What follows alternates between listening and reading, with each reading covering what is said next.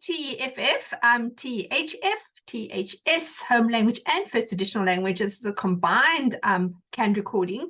You will notice on Quick Links 3 this morning I already uploaded the PowerPoint for this presentation, grammar resources, language use resources, just to give you some idea of kinds of things you could do in the class to give yourself already an integrated, contextualized, authentic, text-based grammar lesson in your classes. So I'll be going through a few resources you can use to include to make your language study and grammar study quite exciting and integrated in a communicative language teaching type of approach.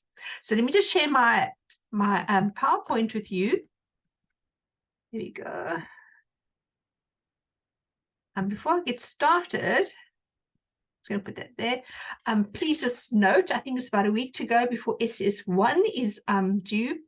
I have got lots of questions, but I'm going to refer all of those that are still in doubt. Please go and look at the SS1 overview and the recording, because I actually discussed many of the things that you are querying.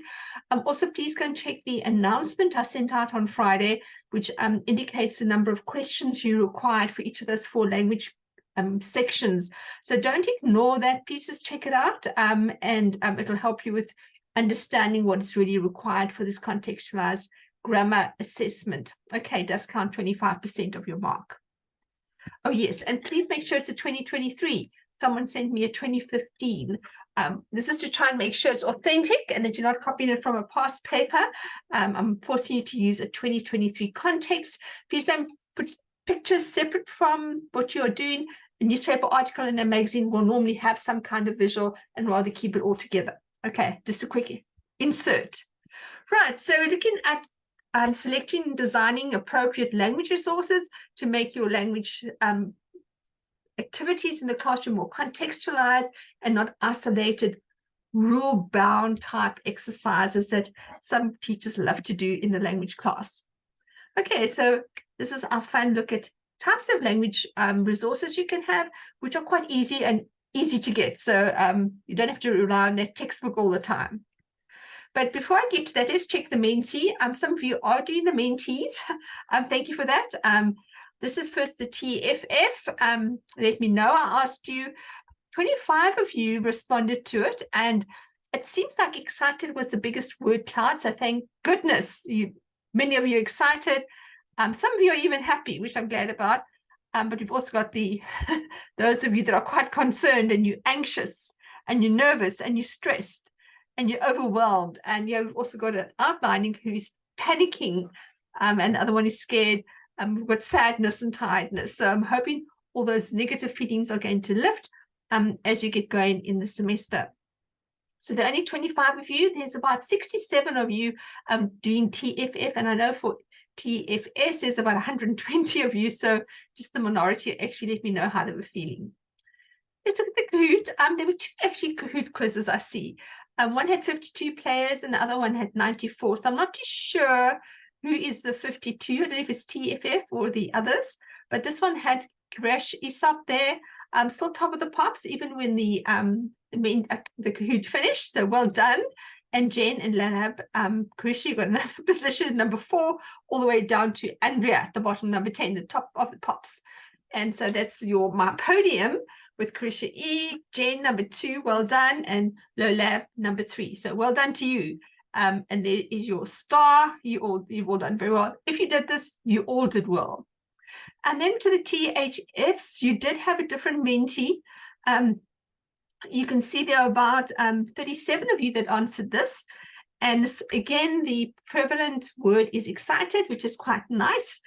But we do also have the negative words like anxious and nervous and worried, stressed. And then I've got some frustrated and impatient. That's quite strange. But if you are really feeling like that, just drop me a call or a line and say, well, I'm really frustrated because, and I'm impatient because, I'm exhilarated because. What about the positive people? Let me know why they're feeling like that.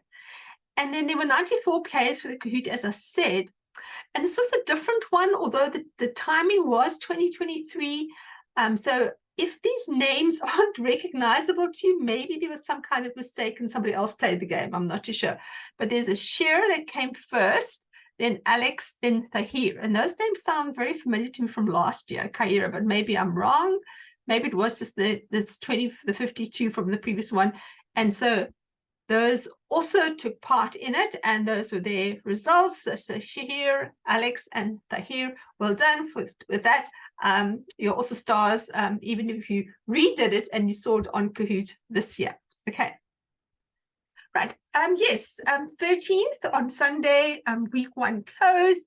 FET home language, there are 91 of you and 98 SPs, and only 56 of the FETs completed it, and 69 of the SPs. I will be sending out a little mail to those who haven't answered it, just to find out why. Week 3 forum, which is your discussion, opens up today. It's already up and running on Quick Links 3. It closes on the 27th of August, so you've got 2 weeks to complete that. And then you've got week 5, week 6, and week 9 online trackers to do. SS1 will be submitted next week. For the FETs on the 22nd, the SPs on the 24th. So there you go. Those are your figures. I'd have liked to be a bit closer to the full Kahoot of 98 and 91, but let's see how we go. So I don't know if you feel upset and feel rather encouraged. This is the first additional language one, FETs. You've got 67 of you, and 54 of you actually completed it. Well done. That's just about most of you. The 121 were the SPs. I don't teach you, Miss Adams does, but I just checked to see how you were doing. And 87 of you also completed it. So well done to those. Yes, we've got the forum coming up and the SS. So we're still in Unit 1. We're in week 3 of Unit 1. We're looking at language structure and use in the classroom. We've completed the why must teach language structure and use. Last week, we looked at integrate grammar teaching strategies, which are important for your SS1. And remember, are you confused? That's all about grammar. And why are we always so concerned about grammar? Because grammar gives many problems. And we don't like when people don't use the right concord. Although we understand, we inclined to nitpick about language errors. And then this evening, we can look at appropriate resources. And we're also going to look at some grammar games that you can play in the class to make it more exciting. Yes, so English teachers, resources and ideas.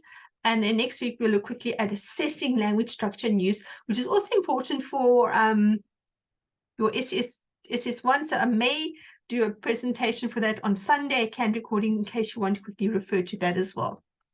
And remember, this all comes from chapter 13, from page 9194, all in Ferreira.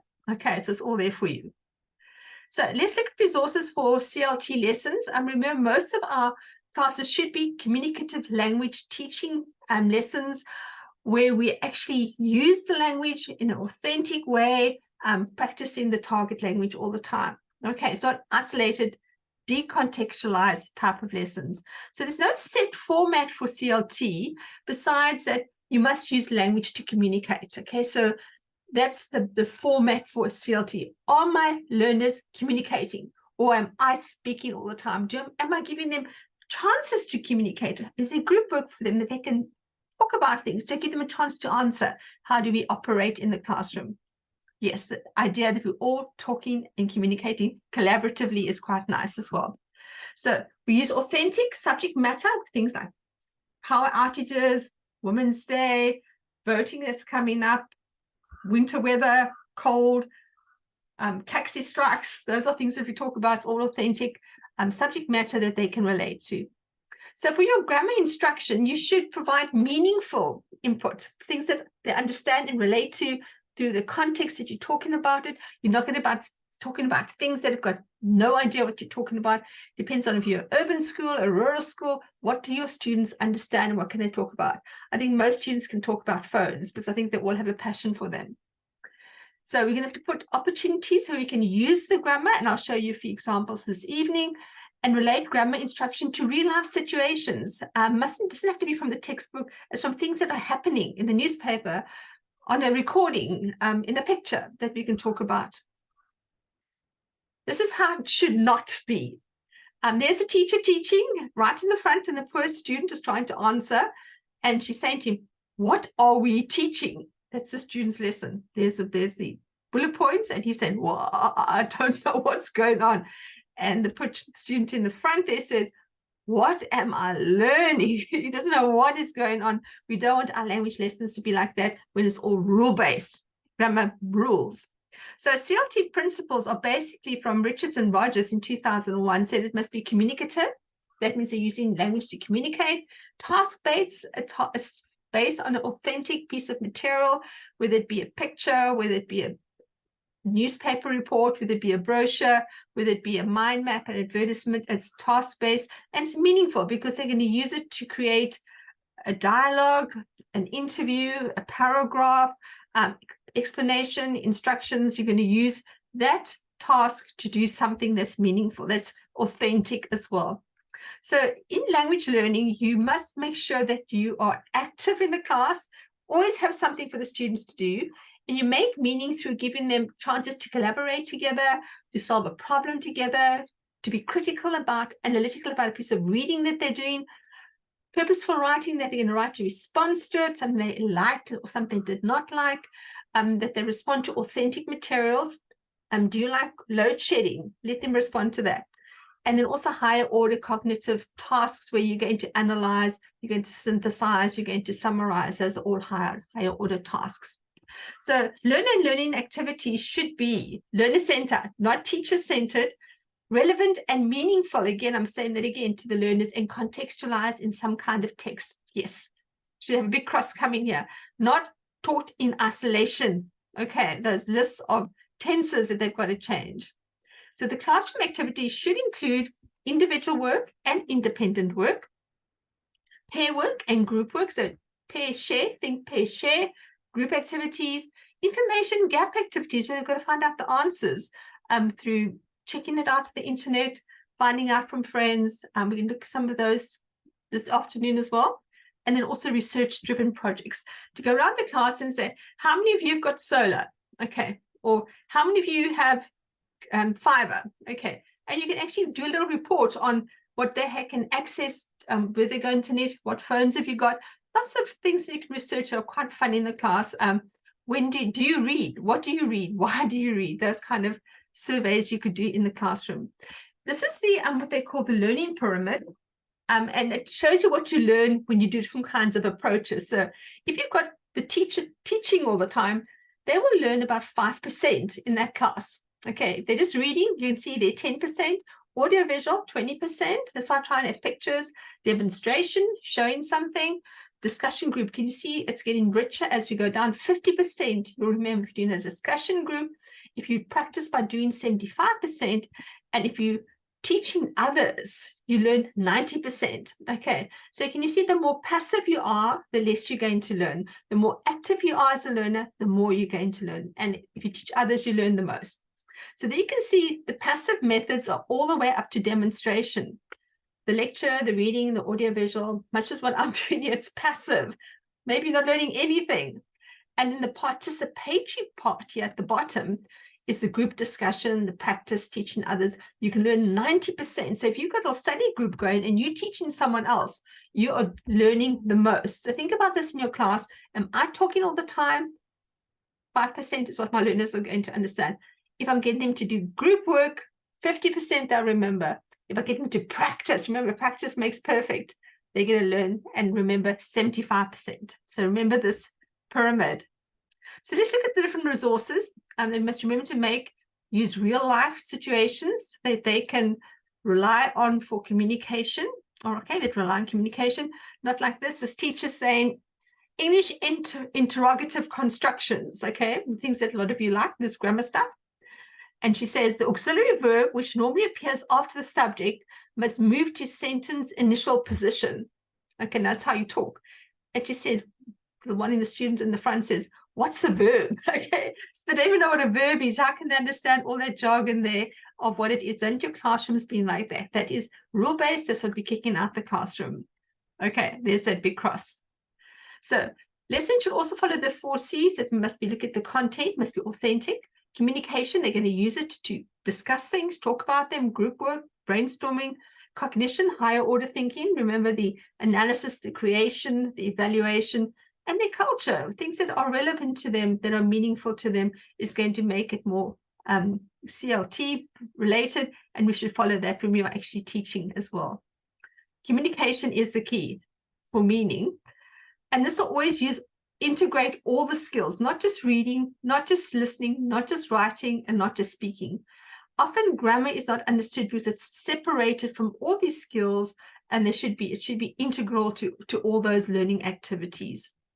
There's all the different things we need to do for fluency. We need to be able to listen, understand. We also need to speak the productive. We need to be able to read things, and we need to be able to write things. Our next section, which is Unit 2, is looking at writing. So I'm going to take you through a few examples. I want to learn adjectives, which most of you will have to do. The prior knowledge, I can assume, and we must also trigger it and make sure they know what it is that they've got a knowledge of common and proper nouns. What is one and what is the other? I'm sure you all know. Okay, then you say to them, all of you bring an interesting photograph or a picture to class. It can be something on your phone, it could be something in a newspaper, in a magazine.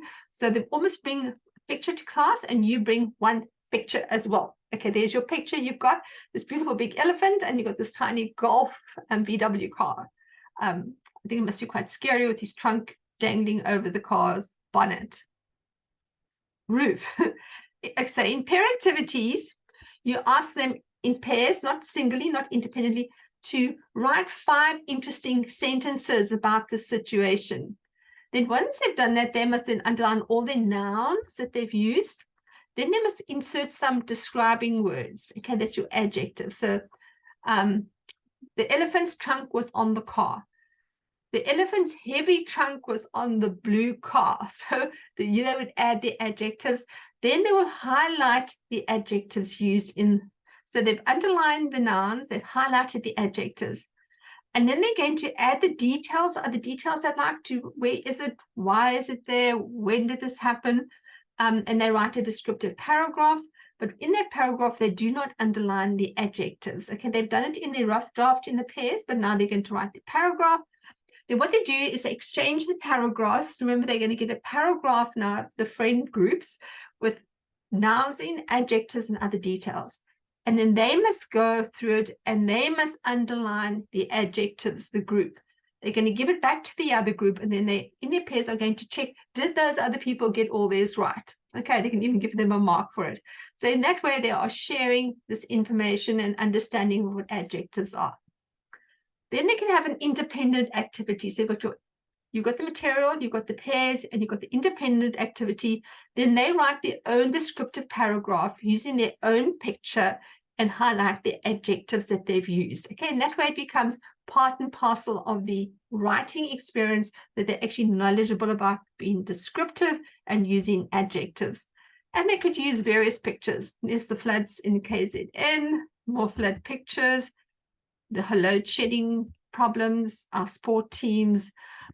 This is another example of those. So that was just looking for adjectives, the first example. Example 2 is looking at how we can structure sentences. And this is the movie Life of Pi from a novel. A young Indian boy, Pi Patel, is with his family. They're still up there. There's zoo in India, and they're going to emigrate to Canada. But on the way, there's a big storm. He's thrown overboard, and all that's left is him and Richard Parker, who is the Bengal tiger. Okay, so it's quite exciting stories and how they're going to learn to survive together. So what you could do is get a section of this extract from the story, and here you've got the ship sank. It made a monstrous metallic burp. Things bubbled to the surface. Everything was screaming. The sea, the wind, my heart, and from the lifeboat, I saw something in the water. I cried, Richard Parker. Remember, that's the tiger. Is that you?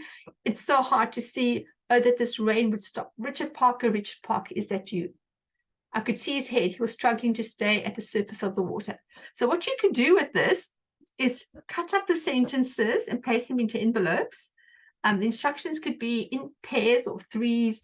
Rearrange these into some meaningful discourse, but begin with the bold sentence. Okay, so you could direct it like that. Then in them, they could try and put this together. They might not be exactly like this, but it could also make sense what they do. There you are. There's the Bengal tiger. There he's out at sea. What are they going to do? This is a man-eating tiger that Richard Parker is. And there you can see there's another extract. Maybe give each of the groups a different extract. They do the same thing. They put it together. And so you could do this with all kinds of stories. But if it's based on a book that they're reading, especially if it's a short story, this would be an ideal thing to do in the class to construct the discourse and put sentences together. And then you could do variations afterwards. You can say to them, write a poem about this, or let's organize a dialogue between Pi and Richard Parker. Let them have a talk together, or a prose response, or an interview with Pi. Okay. What about a cartoon strip? You turn this into a cartoon strip as well. So those are different constructions you could do with something like this. Example 3, making predictions about things. And this could be you looking at movie posters, reviews and movie posters. And you could put a whole lot of movie reviews onto the wall a few days ahead of time. If you've got a projector, you can maybe download them, and you can put them up on a section of the wall, discuss them at different times, but let them check out the posters and the movie reviews. For instance, here's The Great Gatsby, here's Twilight, Breaking Dawn movie, and here's Daniel Craig in 007 Skyfall. Just action, a more horror type thing with vampires. And then you've also got the more dramatic drama, a classic with Great Gatsby. So part 1 could be you have all the posters, and you have the learners carefully going to look at the posters and then to write sentences on what appeals to them in the poster. They could choose 1, 2, and what does not appeal. They don't like the scary faces, they don't like action movies, they don't like dramas, they like more comedy type movies. That could be all that what does not appeal. Select a poster that appeals to you the most. They're going to choose something, and you say why. So this could be the first thing. They could do this individually, and they all compose, answer the questions and what appeals to them the most. Then you can go on to group work and movie reviews. So they also work in 3s here, where they can look, they've looked at the posters now they're going to look at movie reviews.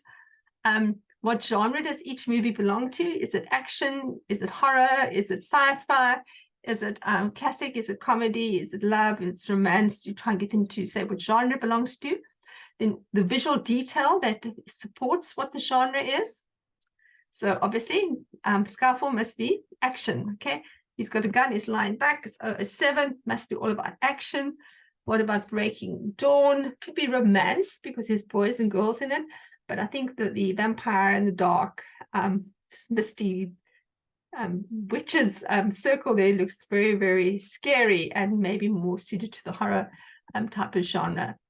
And then Great Gatsby is the classic, traditional literature novel that's based on the story. And then you can see how classic it is from the 1950s and what they dressed up in. So in the worksheet 1, they could what they think each movie is about, just looking at the posters.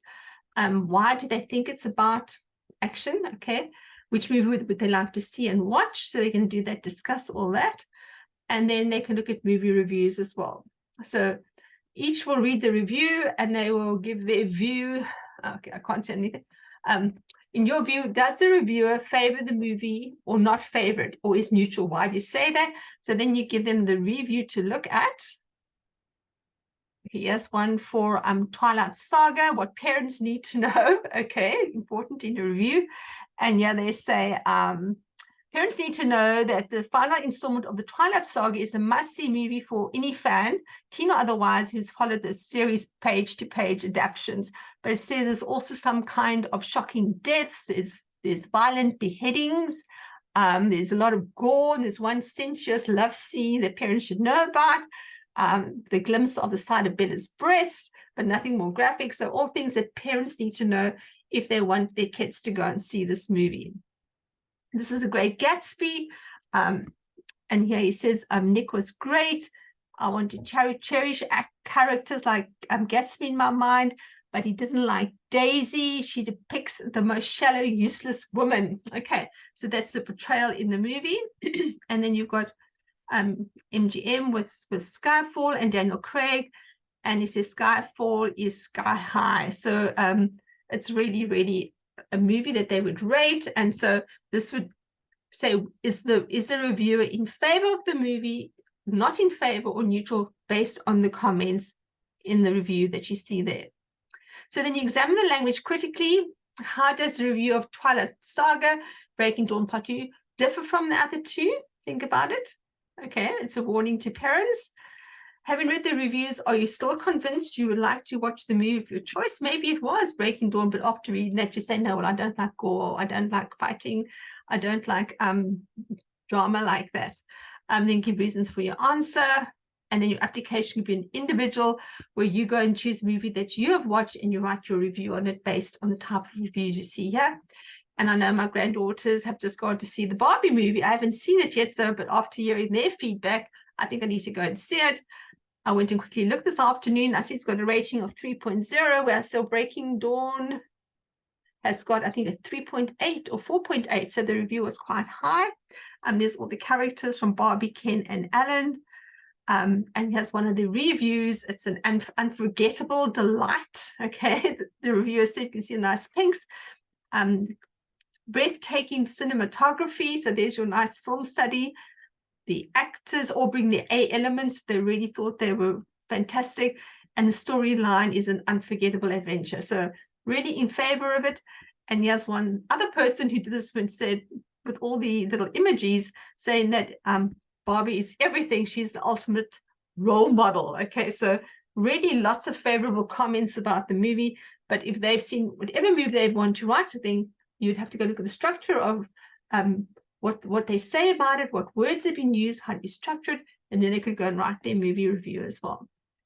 So we're looking at example 5, looking at CLA, which is critical language awareness. We're going to look at this in unit 3 this semester, the last part with grammar, critical language grammar, that we have to be careful on the way we use words, because it sometimes includes or sometimes excludes other people. So it's important that our learners are able to evaluate language use and its use to empower or disempower others, how it can create inequalities, how it can promote a sense of social justice by the way we use words, and how it can build identity or break down identity just by how we use words as well. So language is a superpower. It's like Spider-Man, okay? You can use it to build, or you can use it to smash people apart as well.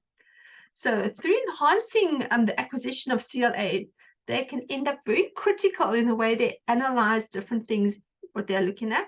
So for CAPS, also addresses CLA, and there are many things in CAPS which you need to consider when you're looking at critical language awareness. And the first one here is looking at facts and opinions, direct and implied meanings, denotation and connotation. What I say, the actual meaning and the implied meaning. So there's sections of CLA that you need to be aware of when you're looking at CLA. Also looking at what you put into something and what you actually leave out. Sometimes you can put only think about Barbie, maybe they've only put the positive things in, but maybe they've omitted a few things that would be more critical of the movie. And then look at the relationship between language and power, okay? How we use it and how we manipulate people's ideas through language that we use. Then there's a whole massive area from emotive and manipulative language, with stereotyping, prejudice, bias, arguments, excluding information there as well. And finally, looking at visual literacy. These are all parts of CLA, and how will you integrate them using text within a contextualized, meaningful language practice. Here's some ideas of how you could do this. If you think about Ramaphosa, and if you look at critical thinking models and how we could look at a speech that he might have said, we have to normally look at, there's a long speech about, this was still COVID-19, where people could, it was after lockdown, they can go on holiday, buy alcohol, they can smoke, etc., etc.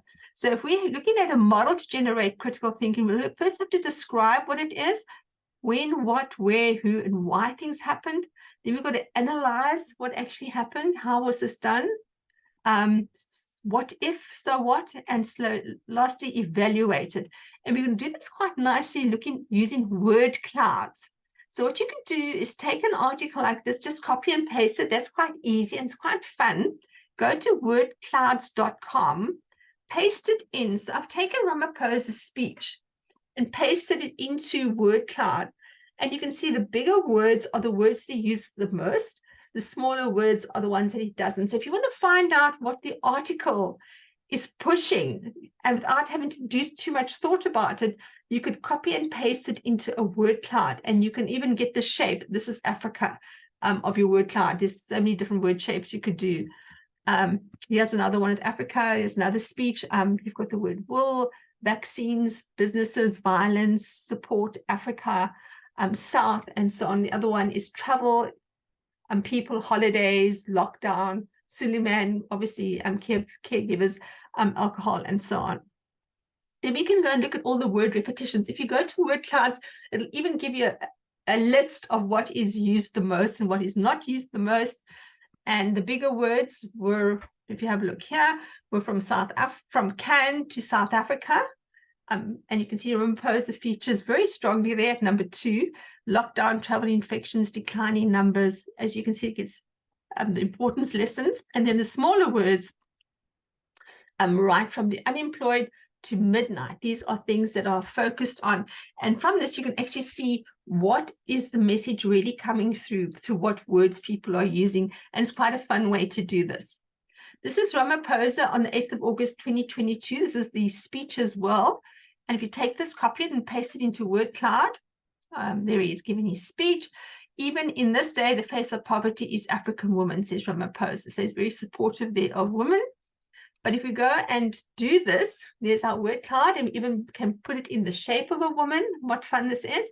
And there we can see women and South Africa, problem, violence, support, young, poverty, all the words that are used there.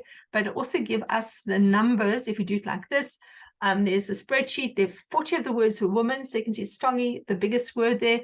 Then South, then Africa, then men, then many, then problems, then violence. So you can see things that are being focused on that's slanting this message in another way. I can see in the one above here is even grandmothers appear. And I'm a grandmother too. Right, so from the smallest to the most words are using. So there's also grammar games that you can look at. So you can write the one sentence on the board, and the word sentence could be, we stood outside for 20 minutes. Then you can see there's a whole section of things you can add to that little sentence. We stood outside for 20 minutes, we stood inside for 20 minutes, we stood at the park for 20 minutes. And you can say to them, okay, add an adjective to that sentence. We stood outside for 20 miserable minutes or 20 happy minutes, okay? Then you've got the when, where, how, and why. When did you do that? This morning, okay? Where did you do this? On the sidewalk in front of the school. Just imagine standing there in the cold. How did you do that? We were shivering. Okay, so that's how they did it. Why did you do this? This morning we stood shivering on a snow-covered sidewalk in front of the school for 20 miserable minutes while the fire chief investigated the cause of the fire alarm. Okay, so you've got the full story. So you can start with the sentence fragment, and they can really build on it to give a lovely, nice sentence, which can be part of their paragraph. Always ways to hook your reader in what you're saying. What can you start with? Start with a question. Okay, who left tiny footprints in my bedroom? Okay, it could be the cat. The sun, ring, it was 2:25 and the school bell rang. Okay, could be the alarm went off. What about a complaint? No, I will not spend another summer at Auntie Marie's house. Okay, there's a nice way to start something. And what about repetitions like, yes, yes, yes, I finally got an A for maths. Okay, so these are lovely ways you can start, and they could practice this in different ways to start a paragraph or to start an essay. These are things you can have in your class, which are every day there's something different that you're going to focus on. Monday could be mistakes. Correct the errors in the following paragraph, and you could put it somewhere there and they could go and do the corrections. Tuesday is different terms that you want them to remember. I can't actually read there. It's too small for me. It's different words that you can put there for them to think about. Wednesday is wise words. These are from Shakespeare saying, there's nothing either good or bad, but thinking makes it so, from William Shakespeare. What does this mean? Okay, that could be the question they could think about. Thursday's thoughts is, what do you consider to be old? Okay. Do you think age is just a number? So those things you could chat about as icebreakers, start of your class. Friday's different figurative language examples that you could discuss, and then you could have slides and handouts as well with this. So this is some way you could do something special in your class every single day, which makes it nice. Oh, yes. If you have dice, and you can have different groups of different dice, and they throw a dice. And the first one, if you get a 1, it says list 3 conjunctions. If you throw 4, list 1 linking, 1 helping, and 1 action verb. And the different combinations that you could play games using dice. Here is let's go fishing. Questions for students, things that you get them to chat about in groups. Here's one for number 6. What's something that you're very good at? Okay. Then here's, what's your favorite part about summer? What food could you eat for 99 days in a row? I think chocolates, I could do that. What's the one thing you want to learn this year? Those are lovely examples. They pull a fish out, let's go fishing, and they've got to talk about that. Give them a minute or so, then they chat for that. Also games, this is quick thinking, throwing a ball. Teacher says Tandu and throws the ball, and he's got to catch the ball and say, Tandu runs or Tandu sleeps, whatever you want to say, showing you the singular with the Tandu, the concord. Then he throws it at his classmate and says, they, okay. And then they'll have to answer and say, they speak, they learn. So they're in the verb agreement with subject, correct. And you can also do this to include adverbs, nouns, adjectives, throwing the ball, get them to quickly think about these things, and it can be fun as well. Subject agreement game. Yeah, you've got a game that you can, like snakes and ladders, move up, and you've got subject agreement. Which one is correct? There's a card that you pull up and says, my dad and I don't like bowling. And the other one says, my dad and I doesn't like bowling. And you've got to say which one's correct. And if you get it right, you can move on. So that's quite nice, verb and subject agreement. Yes, prefix game. You've got different prefixes in the snakes and ladders, or it's a bit like snakes and ladders, but then you've got words like terminate. Okay, so you'd have to say exterminate maybe, or cycle, recycle. Complete, complete. So you try and put the words together with the prefixes, and it's going to be quite fun to play in the class. Those of you like netball, you've got a whole list of words, and you've got to say, is it a common noun or not a noun or a proper noun? So you might have kitchen, and you might say, well, that's a common noun, but you'll have John, that's a proper noun. And you've got, I'm trying to think that there's one that's not yet, Mrs. What is that? Okay, is that a noun, a common noun, or a proper noun? You might say, well, that's not a noun. Okay, and so you'd play your basket game. So also getting to know people, asking questions. You could teacher pins the name of a famous person on the back of every learner, or you could do this in groups. Miley Cyrus, Nick Jason, of course, Kelly Clarkson, all from The Voice, John Legend, and that's Gwen Stefani and Blake Sheldon, all part of the judges on it. But it could be someone that you know, that there's almost maybe none of you know who these people are. Put it on the back, and the person who puts it on the back is going to ask their peers questions. Does he play the guitar? Is he a sportsman? So they can ask questions. Does the person play sport? Is it a scholar? Does he play music? And then the name's not revealed until everyone has come to some kind of conclusion of who they are. And then they are given a chance to see who they think they are, all right, based on the answers they've got. So this can be quite fun, with asking questions and talking to find out who you are, who's the person on your back. Also predicting, this can be a tense activity. Each group has got a picture of some action that's happening, like a man running down the street, a child crying, a couple chatting. Yeah, there are fighters fighting. They're doing some cliff jumping. They're busy having a protest, checking it out, relaxing with their bikes. So the teacher could write on the board, what happens next? So you've got a picture, each one brings a picture with an action shot, what happens next? You've got to predict what's going to happen in the future. Then the group can discuss the answers. But you also ask questions like this. Yesterday, what happened? This morning, what happened? After that, what happened then? From 2 p.m., what do you think will happen? Tomorrow, what will happen? So we'll be using the different tenses as well based on prediction, which is quite fun, I think. And so you've got your tense practice. Okay, we're coming on to the end of my presentation. Your resource part is now finished. You've got an online tracking activity this week, which is a Q&A forum, discussion forum. And you're going to have to post something with at least 50 words before you can see anybody else's answers. And you'll all have different questions. And then you must comment on at least 2 other posts with at least 25 words. So you're going to have to write something to get access to the forum. You did this in semester 1. and you're going to respond to 2 of the others with 25 words. It's all about thinking about grammar as contextualized or grammar as an isolated activity. It says grammar, pronunciation, vocabulary are necessary for effective communication. We've got to talk properly, we've got to have right pronunciation and use the right words. However, with communicative language teaching practices, 2 primary grammar teaching approaches must be taken. So you can either do the grammar rule, then you can follow it with practice and application. So you do the rule teaching first, or you can develop the grammar rule through meaningful communication. So that's your explicit and implicit, all right? That comes up in SS1 as well. How do you actually teach grammar? And then each of you will have different questions to answer, each TFF, THF, THS.